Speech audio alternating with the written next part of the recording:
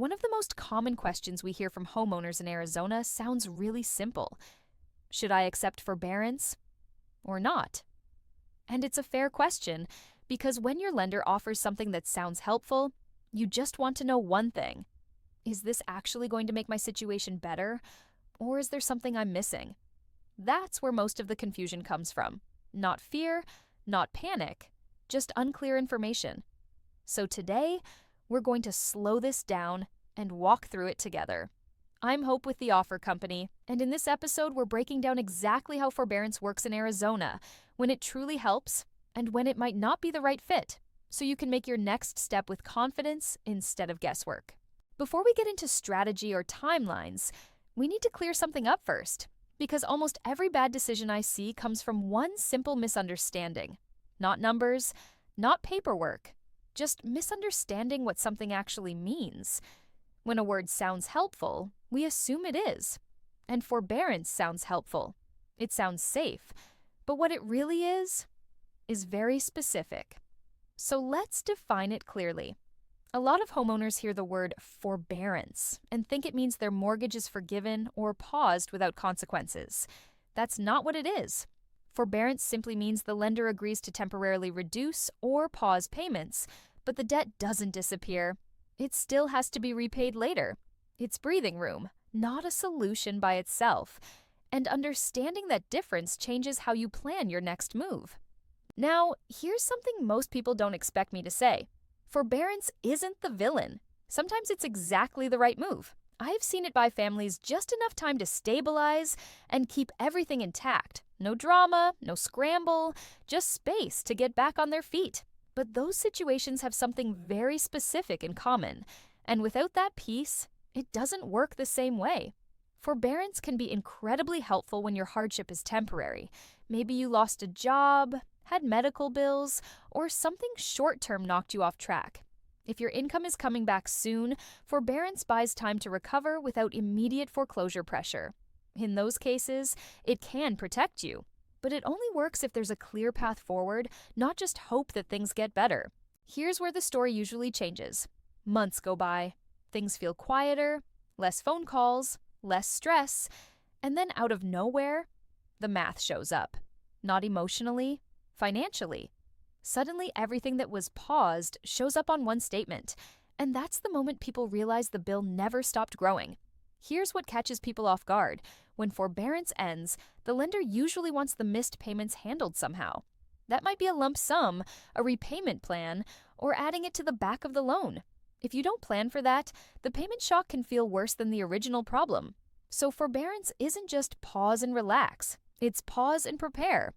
And Arizona adds a layer most homeowners never see coming, because while you're focused on monthly payments, something else is moving in the background. A date, a legal clock, a trustee sale timeline, and that clock doesn't care how you feel or what you assumed. It only responds to formal action.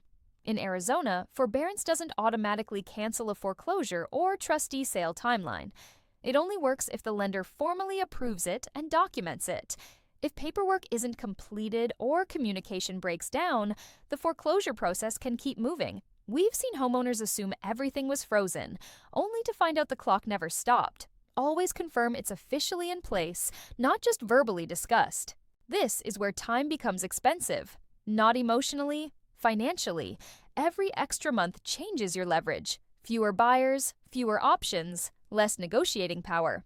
And by the time someone realizes they waited too long, most of the flexible paths are already gone.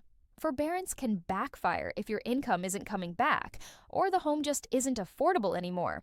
All it does is delay the decision while the balance grows. You can lose months of valuable time when you could have been exploring options like a loan modification, selling, or a short sale. Waiting too long often limits your choices. Time is leverage, and forbearance can quietly use it up. So the people who use forbearance, well, don't treat it like relief. They treat it like a deadline. They move faster during those months, not slower. They make calls, submit paperwork, list properties, start negotiations. They treat that window like borrowed time. Because it is. The smartest way to use forbearance is strategically. Think of it as a bridge, not the destination. You can use that time to apply for a loan modification, list the home, or organize a short sale before a trustee sale date.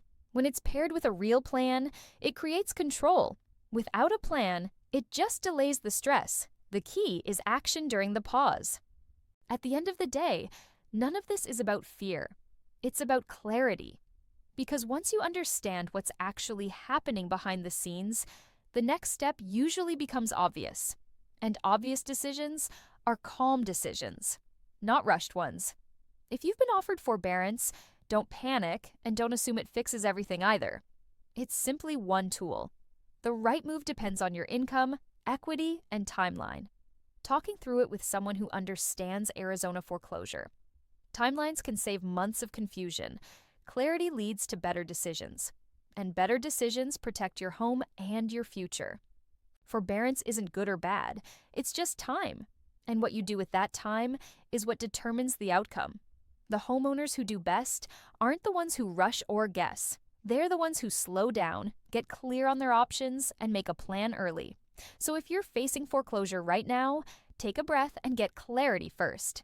Talk through your situation, understand every path available to you, and choose the one that actually fits your life. If you'd ever like help thinking it through, our team is always here for you. You can find our contact details in the description or bio. And if these episodes are helpful, make sure you like and subscribe to the Hope Podcast so you're notified whenever we release new guidance about foreclosure, trustee sales, and the options homeowners still have. The more you understand, the more control you keep. Thanks for listening. We'll talk to you soon.